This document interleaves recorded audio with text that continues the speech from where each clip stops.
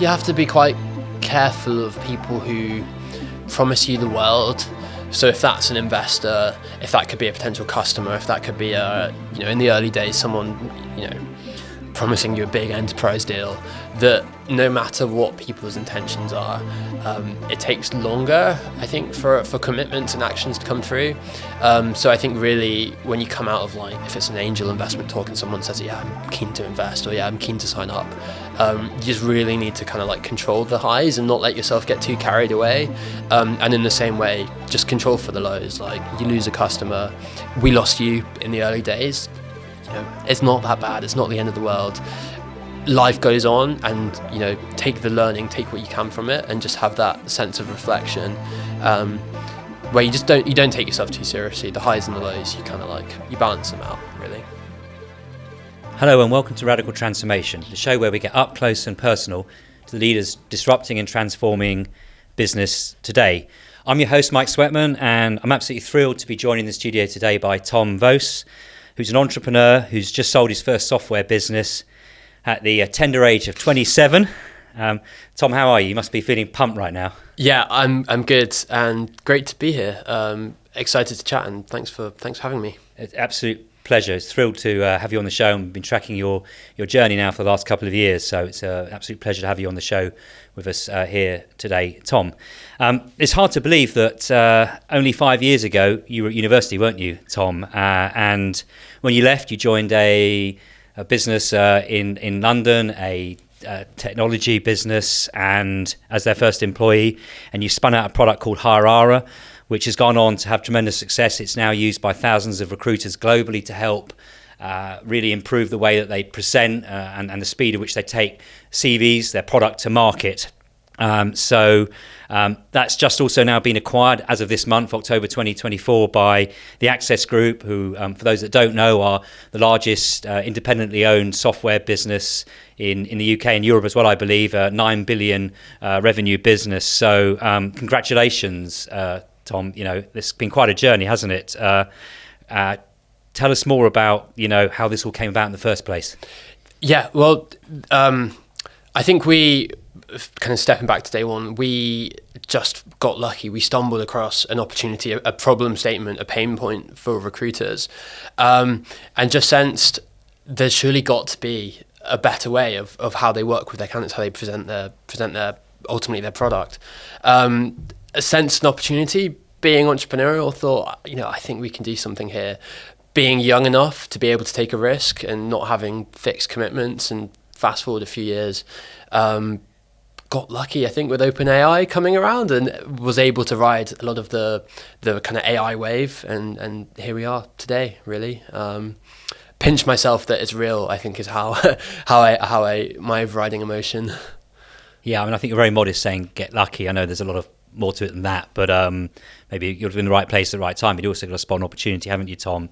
And I hear you bought the IP, the sort of foundational code of this product, Hirara, for £1, and you've turned that £1 into an acquisition 2 years later, which is quite incredible. So, was this the first time you've done anything like this? Was this your first hustle, or when you were younger, did you have other ventures? I think I've always been quite entrepreneurial, maybe. I think the first business I ever started was with friends from uni out of our bedroom. Nothing came of it. We were kids, we were messing around, we didn't know what we were doing. But I think that always just whetted this appetite for wanting to build anything and build a product, build a business, build a team. Yeah. I think I've kind of learned the hard way that I maybe have quite a clear vision for how something needs to be done, and if it's not done that way I envision it, I probably kind of struggle to get on board with that. So that's, I think, just traits and tendencies which just lead to being an entrepreneur, really. Yeah. So I imagine you're quite sort of set in the way you like to do things, and very, very focused, yeah? I think set in the way that you like to do things is one thing. I think having a vision for how something can be built and made, I hope this will translate into having a boss now at Access. We may need to cut this bit. But yeah, it's just having a vision for how something could be built and how to make something, I think, that really drives me and what really motivates me. So that's your why, if you like, is it? That's what really. That's why you get up every day. I think so. Yeah, it doesn't matter what you're building. It could be anything. Like I would not have pictured that I would end up in an industry working like with.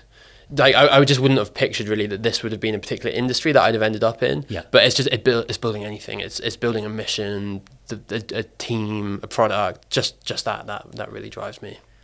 Tom, you've touched on this already, but was there a moment in time when you spotted a gap in the market, when you felt you were really onto something with this product, with the Harara CV product? Was there a specific moment in time that you could put your finger on? Yes and no. I think so. To give you the kind of background picture, at DigiBlue, which was the kind of technology company that I first joined out of uni, we did a project with a big international PLC recruiter based in London, looked at all of their processes around the world and just saw this thing called CV formatting, where their consultants, their sales team, was basically just transforming PDFs, converting them from Word, adding their brand, changing the font, changing the color, so they could package up that candidate CV as their like standardized product offering that they would then submit to their client, add some covering notes, that sort of thing. I think the initial report that we wrote found that something like 10% of their sales capacity was spent manually formatting these documents. And I think what we were just chatting about a second ago, being entrepreneurial, seeing that, like, having a vision for how things could be done, I think the overriding maybe insight or drive we had was just there's got to be a better way of doing this. And what's that adage? The less you know about something, the easier it seems. Yeah. Or the more you know, the less you know.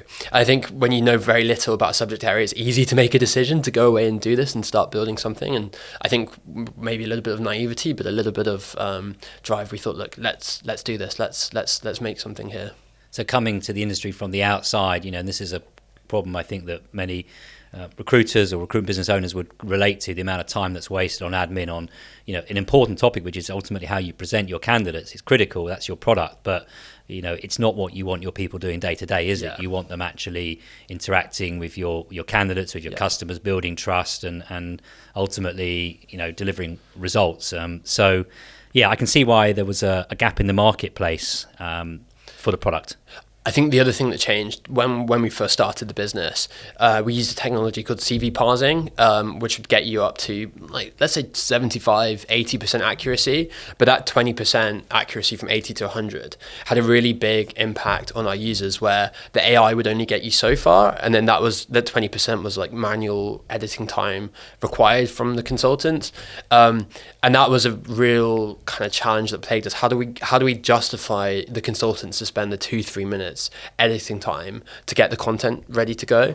And then this thing called OpenAI launched in what would it have been, December 2021, and I've always been interested in AI, wrote my dissertation at uni on it, loved it. I think within a week of having the OpenAI API publicly available, our integration was done.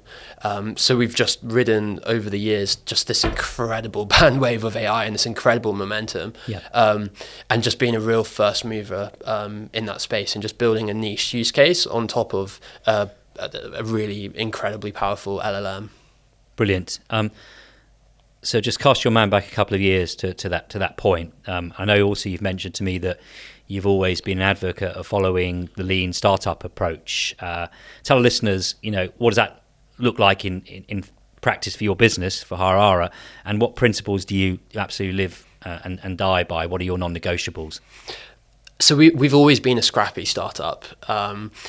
We raised a little bit of equity funding. We raised about half $500,000 or so from some angels in the industry, but that was nowhere near enough to compete with the established players in the market. So a kind of a principle I guess I've always believed in is the speed of execution, and how the one advantage we had of being small and scrappy and nimble and agile is that we could do things quicker than anyone else could. And if we're competing with, I won't name names, but a much larger player who has 3 times the amount of developers that we had available, the advantage of what we could do is we could execute and we could iterate quicker and faster, and that is a core fundamental process of the lean startup, that you launch early, you launch embarrassingly early, and we have an interesting story I'm sure we can come to in a second on this between us, but you launch well before the product's ready, you get it in the hands of users, you get that feedback, you iterate and you build, and you iterate and you build. And that, for sure, that process, that methodology is why we have been able to do what we have done and got to where we are so quickly. It enabled us to iterate and pivot into OpenAI, and then just keep building and building and building on top of that very, very quickly. And how do you know when you're ready enough? I can't remember who said this as a quote, but if you're not embarrassed by the first iteration of your product, you've launched too late. I see. Okay. So it's about just seizing the moment and going for it. We were always outsiders to recruitment. I've never worked in recruitment. Most of our team, well, we've now started kind of backfilling the team to get that recruitment expertise and experience. But I know nothing, and at the time I knew nothing about the industry. So if we spent weeks and months building a product, it would have been too late, because the product we would have built would have been wrong for our customers. So you launch early, you get it in the hands of users, you upset quite a lot of people, and we've not been without our fair share of upset users over the years. But it just means that the quality of feedback you get is so good, and then you take that feedback, you fix it, you build, you fix it, you build, and the process of building high Aura has just been this continual evolution of release, fix, release, iterate, learn, grow.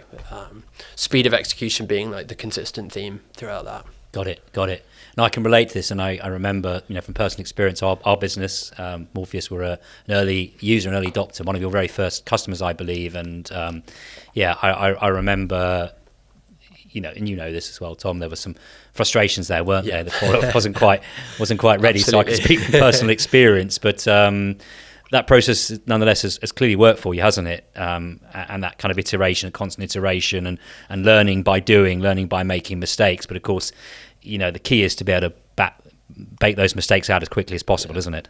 And I think we've been incredibly fortunate, because we've had people like you who've been prepared to work with us when they had no right to do so, really, and not everyone is prepared to do that. But yeah, I think you can always find customers who believe in you, believe in the vision of where you want to get to, and they just want to help you on that journey.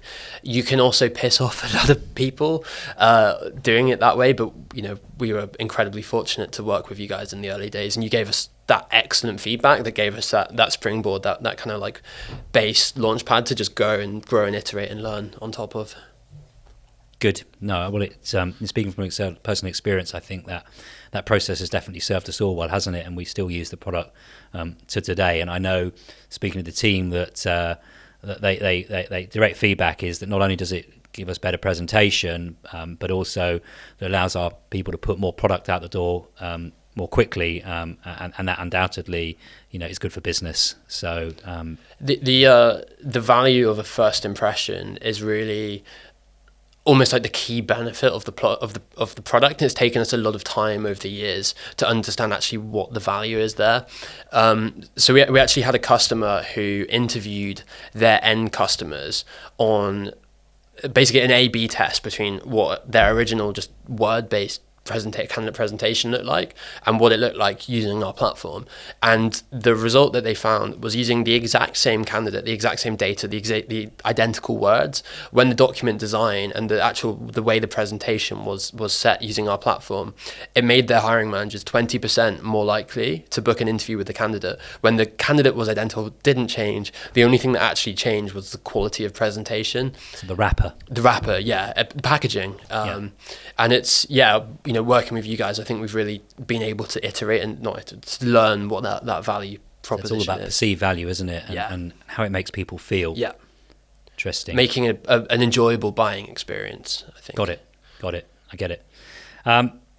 What advice would you give to other early stage founders, Tom, having been on that journey, still on that journey, but what advice would you give to people out there, that are listeners who are sat out there as early stage founders, coming out the other side as you have now, with an event? What advice would you give to them? I think there's a few things that have helped me over the years. There's a graph called I think the startup progress chart, or it might even just be the progress chart, which shows that every day, and especially in the startup life, you have massive highs. You win a customer, you release a product, you get some good feedback, and immediately that swings around to a massive low. You lose a customer, or you get some negative feedback, or someone is critical about your vision, your product. But you have to step out of that, and it's only when you step back and reflect on the overall growth trajectory that you see over time the highs maybe become a little bit less high, or they maybe become bigger, but the lows start to become normalized. And as you step back, you can see that actually there's that kind of troughs and peaks chart. The further you step back, the more you see the actual growth curve there. Yeah. And it's really hard in the day, in the thick of it, in the trenches, to be able to see the overall progress. And you just have to learn not to take the highs too high and not to take the lows too low, because that can get you down for sure. So a sense of perspective is important. Yeah. And looking at that kind of overall trend line as well. Yeah. What else would you offer? I think that would be a massive part of it. Just reflection, see progress, don't get too caught up in it, because it can just kill your mental health. Absolutely, it can kill that. And I think the other part is prioritizing learning. So in the early days, you don't need to hit perfection, and if anything, perfection kills learning, because what we've talked about from the start, like you've released too late, you've waited too long to get the learning. So just taking decisions which will optimize for learning. So moving quickly, releasing, shipping, trying things out, because if you don't try two things out, how can you possibly know which is the best path? And I guess when you've got finite resources, over engineering your product or service can be futile exercise if people don't value it, if ultimately they're not going to pay for it, if they don't want it. So it's getting that signal, it's getting that feedback from the market as quickly as possible and as regularly as possible. Yeah, absolutely. That's it for sure. Good. And have you worked with people along the way that have, outside your immediate team, that have been helpful? Has that been something you've done? We were really lucky that we had quite a lot of kind of, on average, smaller ticket angels, and didn't go down that VC funding route.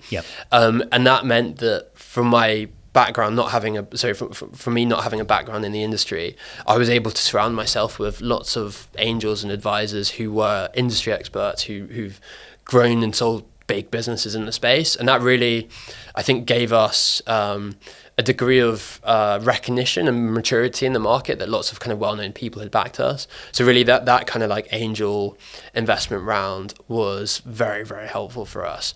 And I think actually it's maybe an interesting point for kind of like other founders out there, that you grow up, maybe being in London, being in a bit of like a tech bubble, what you read and hear in podcasts, that VC is the route you've got to go. And if you want to build a business, if you want to build a tech startup, you've got to go down the VC route. But I think my experience of that is actually, well, the opposite. I think I've maybe shown that what moves the needle for VC doesn't necessarily and doesn't move the needle for a founder if you're starting from a base of zero, right? And I think that angel and the angel investors that we were lucky enough to have with us really became a superpower, which just gave us another spring pad to just launch from. So rather than having one principal VC investor, you've had a series of angel investors, many from the industry, who've been able to give you access to their networks, their time, their expertise, and that's been incredibly important for you, yeah? Yeah, absolutely. It gave me kind of 30 people that I could turn to and be like, what do you think of this idea? Or does anyone know anyone in this space? We're trying to speak to customers, or does anyone have any introductions for us? So that really was an absolute superpower for us. Was that by accident or was that by design, Tom? It's a good question. It was by accident, as a lot of stuff we've done. Like, I can't pretend that there was some grand master plan. Things just sort of fell in place, really. I think probably a lot of networking is what it kind of came down to, that being out there, meeting people, and then just getting really lucky that we maybe met one or two initial angels who then opened the door and introduced their friends and their colleagues, and that really created a path for us to follow. But with pretty much everything that we've done, I can't pretend that I've had this amazing strategy or vision. It's just kind of like fallen into place. Thanks, Tom. When you reflect back on the last couple of years, obviously it's been a real roller coaster. I'm sure it's been hard work as well, tremendously hard work, and there, as you say, have been highs and lows. How much effort has this really taken to get the business to this point? And how many hours do you put in as an entrepreneur? How many, what kind of effort is required? What does it look like? Give our listeners an idea of what it takes to do something like this. Yeah, it's a good question. Like we work really hard. We work probably long. Well, we work long days. What's a long day? Typically, to be fair, I'm not really a massive morning person, so I typically log on at 9 and work till maybe 7 or 8 p.m. Mm-hmm. But I think, I don't know if this is a piece of advice or whatever. I've been incredibly fortunate. This has worked for me. But I don't think I've worked any harder than any of my friends have. Just we made decisions, and it's not just me, there's a team of us, right? But we made decisions in the early days which took on risk, and we decided to start our own business, which meant how hard we were working. It was all to create this thing that we owned, and we had the shared sense of collective spirit. So I think like if I was working in a big corporate, I would have worked the same as hard as I was working in the startup world. It's just we were working to build something that we owned, and it was our shared vision. It was our thing that we were building. So when you have that sense of ownership and purpose, it doesn't feel like hard work, right? You're doing it because you love it and because you can feel that you're building something and there's momentum there. It just doesn't feel like hard work at that point. So whatever the length of the day, it just is what it is. And if it's something you enjoy, you're filling your time with something where you're connected to a common purpose, then it's light work, yeah? Exactly, because you're doing it because you want to be there. And you're doing it because you own the thing. And, all of our team, in the end, were shareholders of the business because we wanted this community to be this shared ownership that we were all building together. And I think that's hopefully what we were able to achieve. What about productivity hacks as well, Tom? You must have a few of those that you can share with our listeners. Productivity hacks. Yeah, actually, I feel like probably the biggest productivity hack I have is that no system works forever. So over the last, I've had various different systems. I use Notion, which is like a note-taking software. And I've learned that things work for a certain amount of time and then they stop working. And you have to really, I've found in my productivity, I have to really reflect and think like, actually, have I made the best use of my time today? And the second you have 2 or 3 days like that, you have to take a step back and reflect and be like, actually, I need to make a change here. And just being open to the fact that whatever system you have, it may work for a certain period of time, but then you need to keep changing it and keep keep iterating on it until you find the latest thing that works. I don't really have any other superpowers, like any other super, wake up at 6 a.m. and have a nice bath. And I have a task list and I kind of work through that most days, but there's no real secret sauce, I think. Got it. Look, I'm sure it hasn't been a bed of roses, has it? And there's probably been as many lows as highs. What sacrifices have you personally had to make along the way to get to this point, to exit the business or to have it acquired by Access Group? There's some good stories from the early days. So I mentioned earlier that we bought the IP for £1 off our former parent company where we started working on the project.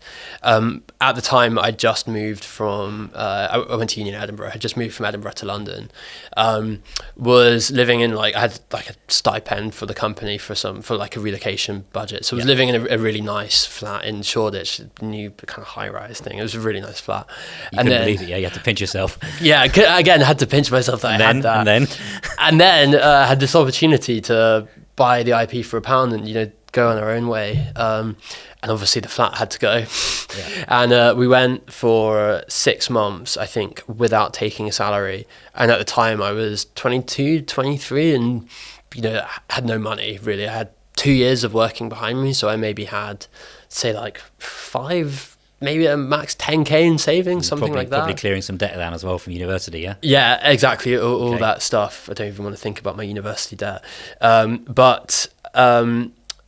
So I moved from this really nice shiny flat in Shoreditch to actually somewhere around here, in Blayton in East London, where I was then living in a studio flat where the bed literally folded into the wall and the bed was in the kitchen. So it was a studio flat, again, no bigger than literally the size of the room that we're in now, with the bed where the bed would fold into the wall. And to go to the kitchen, you had to fold the bed up. To get to the desk, you had to fold the bed up. Right. And that was probably there for about 6 months, and that was definitely that was quite tough at the time. But again, in the grand scheme of things, incredibly lucky to have the position I had. Yeah, and then the kind of the continuation of that story is to, I don't know, whatever it was, the 5k 10k savings I had at the time. We throughout that time were speaking to a first angel investor who happened to be another customer of ours at the time, and this person, Gavin Spears, really was the person who backed us from day one and just completely bought into that vision that we had. Yep. But anyway, the deal with him and his lawyer ended up taking so long for us to close that the day the investment closed, we signed the contract and I think the funds got wired, was literally the day that my bank account hit zero. So if it had gone on a week or a month longer, it was over. I was at the point of having to move back home. But yeah, so that was a hard 6 months living in London with no money and watching your kind of like savings, everything that you're pouring into the business just go down and down every week, every month that goes by. And was there a moment, when you watched that bank balance dwindle and dwindle nearly at zero, where you said, or you thought, I'm going to pack this in, I'm going to have to get a corporate job again? Yeah, I think there definitely was. I think it's funny, Alex, who's our CTO, we kind of have a bit of a yin-yang relationship where he's quite a pessimist, and I would describe myself as a hopeless optimist. So I think I probably subconsciously was thinking like, I don't know about this. Is it gonna work? Am I gonna have to move home? But again, incredibly lucky. I was in a really fortunate position where I had a safety net. So the worst case scenario was I would move back home to my parents and just get a job. The worst case scenario really wasn't terrible, and because I was lucky enough to have that safety net, I could take on a lot of risk and I could actually just push this to the wire. Yep. So I was incredibly lucky that I had my parents there. So that was kind of last resort, but it was there, and of course, that's a nice situation to be in. But what are the hardest lessons you've had to learn along the way, Tom? Hardest lessons to learn along the way? Good question. I think you have to be quite careful of people who promise you the world. So if that's an investor, if that could be a potential customer, if that could be in the early days, someone, promising you a big enterprise deal, that no matter what people's intentions are, it takes longer, I think, for commitments and actions to come through. So I think really when you come out of, like, if it's an angel investment talk and someone says, yeah, I'm keen to invest, or yeah, I'm keen to sign up, you just really need to kind of like control the highs and not let yourself get too carried away. And in the same way, just control for the lows. Like, you lose a customer, we lost you in the early days, it's not that bad. It's not the end of the world. Life goes on, and take the learning, take what you can from it, and just have that sense of reflection, where you don't take yourself too seriously. The highs and the lows, you kind of you balance them out, really. So back to that sense of perspective and being able to manage yourself in order to be able to manage the situation, and I think again touching on to sort of mental strength, mental health here as well, and that's incredibly important, isn't it? Absolutely, yeah. If you don't look after yourself, no one else will. Got it. Now, I know this year you've had the incredible fortune to be in a position where you've had options on the table. You had several businesses come in for you, and of course, Access Group were successful. They chose you, and you chose them.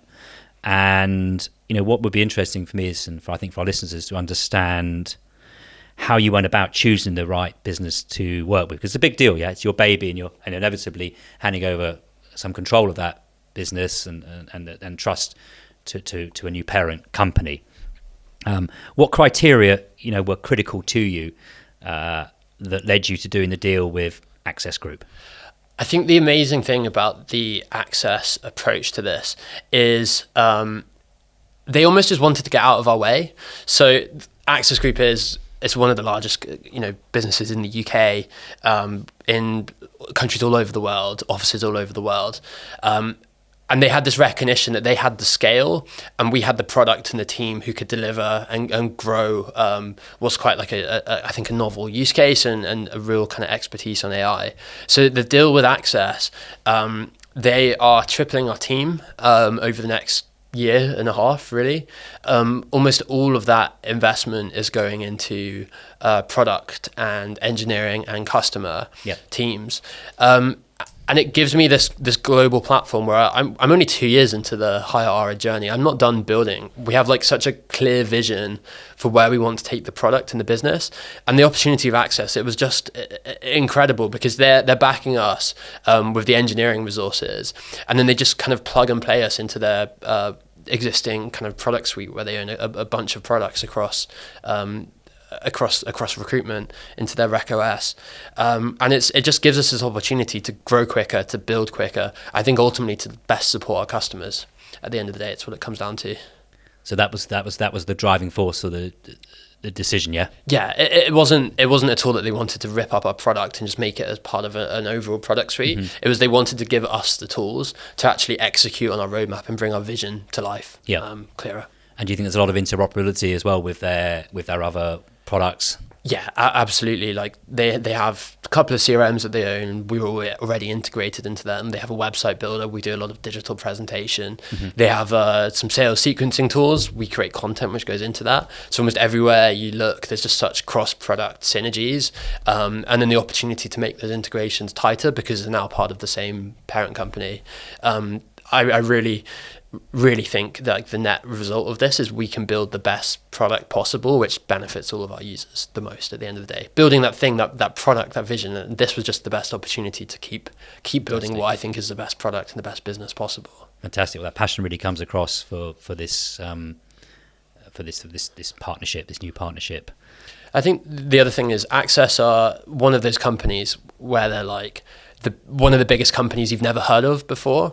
And I was thinking about this on the way over, that almost every day you will interact with a business who is a customer of Access. So it could be that you're buying coffee on an app on your phone and the app's made by Access, or it's an Access product that's been used there.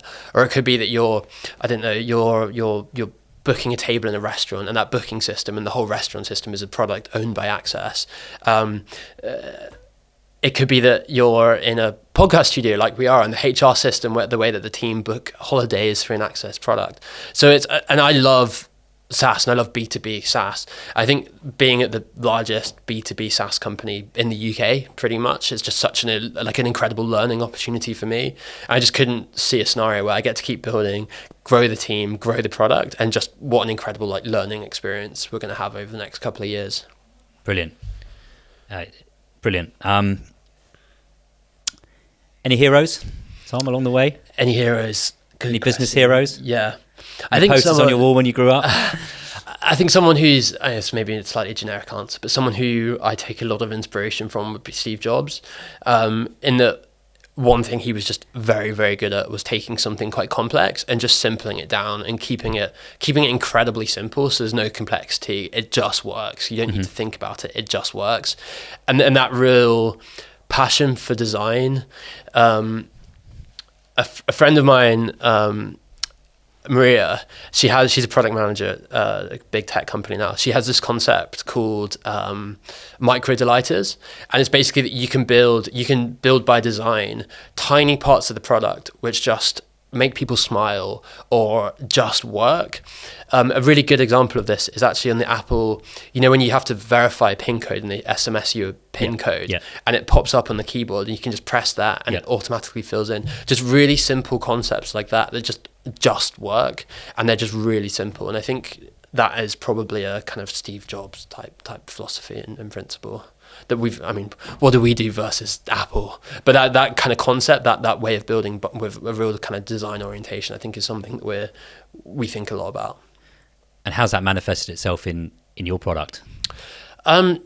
Stuff like really care. We're B2B SaaS in what could be considered an unsexy industry potentially, and we've always just had such a focus on UI and design, and I think others haven't necessarily, because it's maybe a product or a market which can be underserved. And ultimately, when we're helping customers build packaging for their product, it's just really important that our packaging, our brand, our design just looks amazing and just is simple and clear and works. So we really spend a lot of time building design into everything that we do. Brilliant. What should I have asked you today but didn't, Tom? Good question. Maybe kind of thoughts on the AI, kind of the state of AI in venture and kind of business. So it's something that I do spend quite a lot of time thinking about. That if I open up my spam inbox on my phone, probably every second email is from someone saying that offering the latest AI powered X or AI powered this, or that kind of real bubble around AI. And I think it's something that and I've been criticized for not making enough of the fact that our entire platform is built on generative AI. I just think no one cares about AI. No one cares about cloud. No one cares about like the infrastructure for how your product works and how it runs. They only care that the end result, the input, how it affects them works and is good. I think that kind of like key messaging is something that I'm probably should be shouting more about and should be trying to get across more. That AI for me isn't a sales feature in its own. AI for me isn't anything other than an enabler of building a better product. So that's maybe a takeaway that I'd want to kind of like maybe just get across the kind of the hype around AI and how I think more founders should actually focus on the value that they're creating as opposed to the mechanism, the kind of the rails for how the product works. Got it. So there's a sort of sense of frustration there that you think people just talk too much about it, and it kind of almost devalues it over the real value it brings, which, as you say, is around how it takes your product service to market and improves it and delivers the value that the customer's looking for. So let's hype about the hype. Exactly. I couldn't have put it better. That it's focus on the output, focus on the value you create, not the how of how you create the value. Because ultimately, no one cares that every SaaS platform now is built on the cloud because it just makes sense. It just works. Like focus on the value you create to the customer as opposed to the actual infrastructure for how it's made. Because really, no one should care about that. Got it. What's next for you, Tom? What does the future look like for you and the team at Harara under the Access Group umbrella now? What's the dream? Yeah, so lots of hiring. So we're 3xing the team. Lots of engineers coming in. Then we have global expansion, so launching in Australia, New Zealand, and the US over the next couple of months. And really, it's getting for me, it's getting kind of hands dirty on roadmap, vision, continuing that scale journey, and just a continuation of life before, whilst having to adapt to this. The fact that we now operate at the size of a 9 billion company, a lot to learn. I think is basically the takeaway for me for the next few months. Brilliant. Did I hear a rumour that your London flat might be up for rent because you're planning maybe some time in Vietnam with the business? Potentially, yeah. Looking into that for sure. There's a big Access office in Vietnam, and I'm only 27, right? So if there's a time to go travel and and see another part of the world, I think now could be quite a good time for it. Tom, you seem very grounded, and I think you've been extremely modest today about what you've achieved in a short space of time, and I'd imagine you're probably still pinching yourself, but it's real. We're here talking about this, and you've come a long way, and we can personally, relate to what you've done because we've worked with your product from very earliest days when it wasn't ready to where it's a real market leading product in its own right. It's solved the problem that no one had been able to solve. In practice, and your feet are on the ground, I can see how's this really changed your life. Yeah. I mean, it's the opportunity for me to remove pain from my family's life, right, and to remove just to make sure that my family have a comfortable life forever. And there's very little more I could ask for than that, I think. I just got lucky, really. Are you also getting a chance now, getting a bit of space to be able to put a bit back in terms of advise maybe other startups? Are you looking at how you can kind of take your expertise both on your behalf and also on Access Group's behalf to really sort of help other entrepreneurs bring their products to market and maybe do some great things, treading the same steps that you're taking or have taken? Yeah, absolutely. Although I feel like what do I know to tell other founders what they should be doing, right? But yeah, I'd very much like to. We host for anyone in London, we host a People Tech breakfast, which is kind of designed for any founders, anyone kind of working in a similar space. that we're in, just to kind of come along and network, and some free food, free coffee. When's that, Tom? Give it a Next plug. one is on the 5th of December in Liverpool Street, a cafe called Sip. Details are on my LinkedIn if anyone wants to kind of come along to that. Well, we'll put some information out about that as well. I hear you've been on Pitch and Run as well. My business partner, Ivor, co-hosts that in London. Yeah. But that you can also sometimes be seen running, can you? Thursday mornings, St Paul's? Yeah, absolutely. I need to do it more often. But yeah, it's been really fun when I've been there. It's hard to keep it going throughout winter, but let's see on that. It's a really good event that Ivor runs. I really recommend it to anyone who's looking to kind of network and meet other founders and investors. Brilliant. in London. That's every Thursday morning, 8 o'clock, meeting by St Paul's Cathedral for a gentle run. And I guess what's interesting now is maybe you sort of feel like the proverbial shoe is on the other foot, because you're maybe not the one that's pitching, but maybe you could be the one that people can come and pitch to about their ideas now. Because I know Access Group are in the market always for good ideas, particularly in this category, aren't they, to invest in? Yeah, absolutely. There's a real hunger from Access to look at AI, the next startups coming through, and they're an incredibly acquisitive company. And from my experience, a really cool place to end up. From my short time there, I've only been impressed with what I've seen. Brilliant. Tom, I think on that note, we're going to wrap up. I'm going to wish you all the success for Harara, version 2, under Access Group, and I can't wait to see how you continue to evolve the product and what else you go on to do with the rest of your career. So thank you so much for joining us on behalf of myself, the team, and our listeners. Thank you, and really good luck with the rest of the journey. Cheers, Tom. Thanks for having me. You're very welcome. Cheers, mate.